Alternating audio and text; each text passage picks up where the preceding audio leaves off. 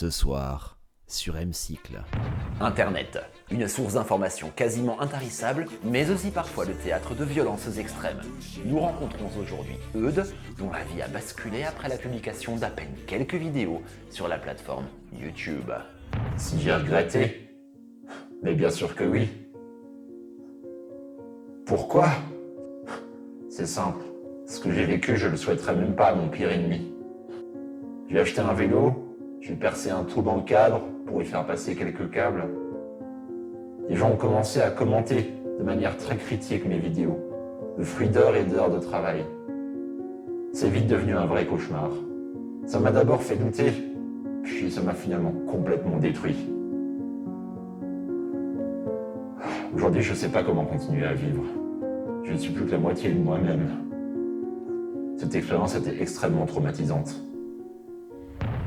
Allez, on est parti pour cette première vidéo sur l'assemblage du cadre 3DI2. Je commence par percer un trou dans le cintre en alu que j'ai acheté d'occasion. Ce trou servira à bien passer les câbles DI2 comme on le verra tout à l'heure. Il faut déjà débrancher l'ensemble. Tout le mécanisme était connecté. Je débranche le tout et je m'apprête à passer tout ça dans le cintre. Pour ceci, j'utilise un fil dentaire et mon aspirateur. Et je vais déjà tirer le fil dentaire à travers le cintre en le faisant aspirer par l'aspirateur.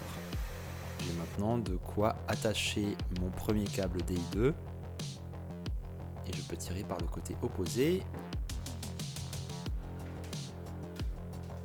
Il prend son temps le garçon. Voilà. Et nous avons un premier câble qui traverse le cintre. Si tu n'as pas vu la vidéo du câblage, je t'en remets le lien. En haut de ton écran, tu pourras aller voir la raison pour laquelle j'ai fait ça. Je monte déjà à blanc le boîtier de jonction A et je vais procéder au montage des pièces sur le guidon, histoire de m'assurer que tout se branche comme j'ai bien prévu. On passe cette séquence en accéléré. Voilà, il faut un petit peu jouer avec ses petits doigts potelés et pour finir on y arrive. Là, je m'y vois déjà, je me dis mais purée, ça va être trop chouette. Voilà, on refait un petit point sur les longueurs de câble et je verrouille approximativement les shifters sur le guidon pour pouvoir m'imaginer sur mon nouveau destrier. On va le voir tout bientôt.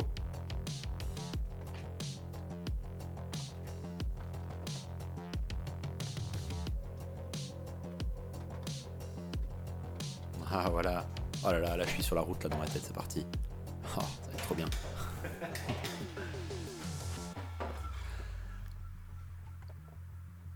Pour la suite, je vais aller connecter le câble qui va joindre la jonction B et je décide de tout mettre ensemble et de faire un test avant de passer au montage sur le vélo. Et là, ça va être la mauvaise surprise du jour puisque ça ne va pas marcher.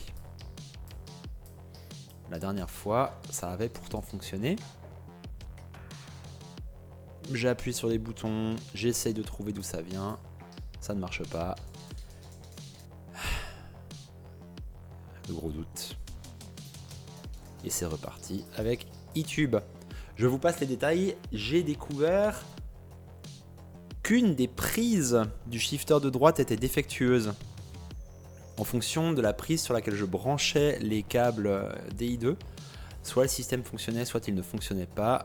J'ai donc repéré la prise défectueuse avec un petit bouchon pour m'empêcher de l'utiliser à l'avenir. Et on a vu dans mes vidéos précédentes les problèmes que j'ai pu avoir pour faire fonctionner ce système. Et bien, en plus des firmware updates, c'était peut-être aussi une des causes des dysfonctionnements de tout ça. Une fois ceci identifié, j'ai collé la junction box A. Il faut la tenir un petit peu pour que les stickers prennent bien. Et je me suis de nouveau cru sur mon vélo.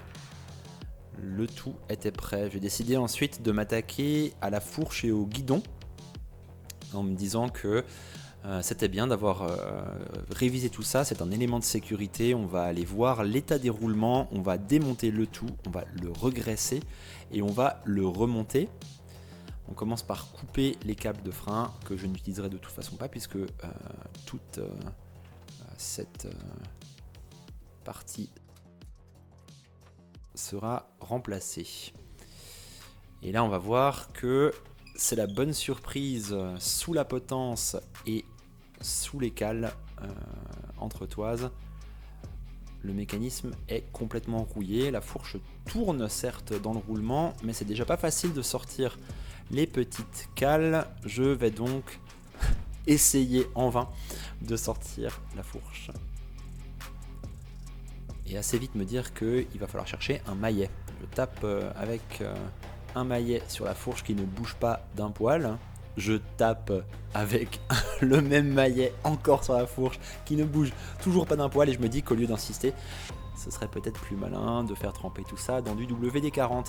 Donc j'applique le WD-40 qui va aller dégripper, lubrifier, débloquer tout ça et je laisse reposer quelques minutes. J'utilise ensuite un petit tournevis pour faire levier sur la bague, qui est une bague conique qui tient le tout ensemble.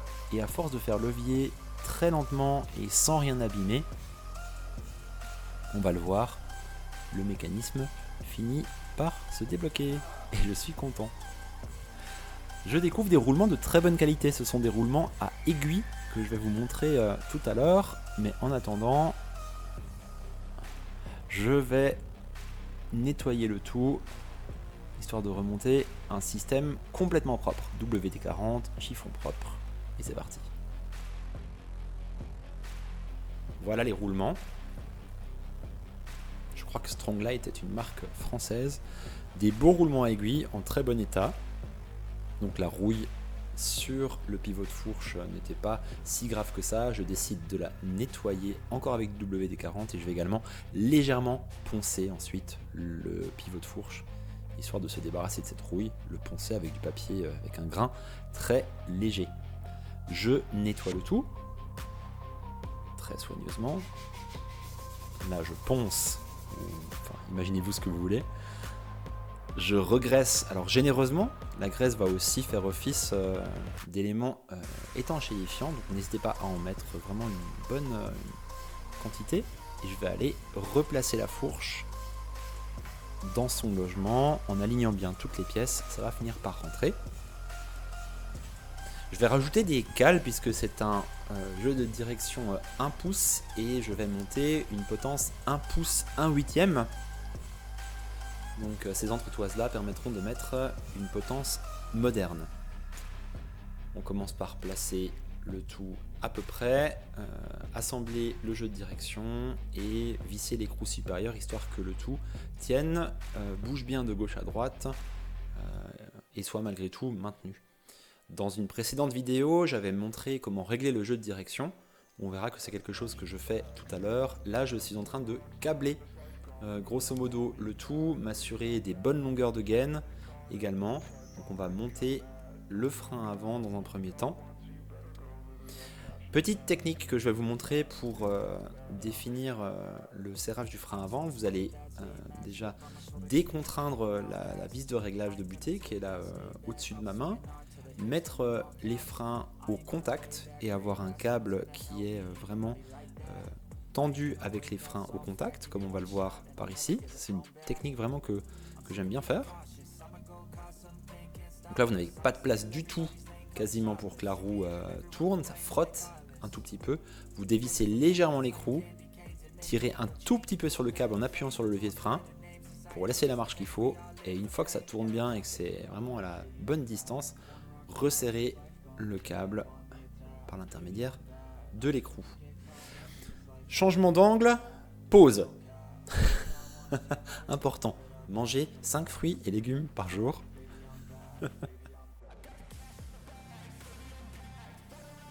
On va regarder justement comment tirer le câble du frein arrière et je réfléchissais aussi déjà à comment passer les câbles DI2. Allons-y, on va faire passer le câble du frein arrière et on va tirer la gaine également découper à la bonne longueur. Il faut parfois un petit peu élargir le trou de la gaine pour que le câble ne soit pas contraint par cette gaine à l'entrée et à la sortie. J'ai placé la gaine avant, j'ai placé la gaine arrière, je fais la même chose que sur le frein avant et je suis tout content. Petit rappel du coup de la vidéo publiée il y a quelques temps, on s'assure que le jeu de direction soit bien serré et là je vais placer le guidon. Je pourrais à l'occasion vous faire une vidéo rapide sur les principes de base de placement du guidon. Je vais terminer cette vidéo par valider le passage de câble avec du scotch d'électricien. Ce sera la dernière partie entre guillemets mécanique avant de passer à la partie électronique et au montage du groupe DI2. Montage que l'on abordera dans une prochaine vidéo puisque c'est déjà la fin du temps que nous passons aujourd'hui ensemble. Prochainement sur M-Cycle. Voilà, comme ça tu vois que c'est moi qui fais cette voix.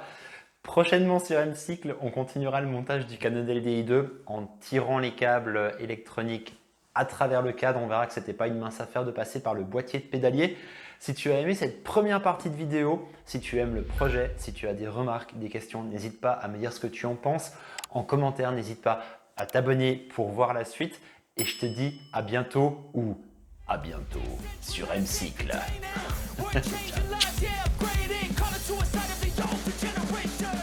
Keeps you up at night, yeah.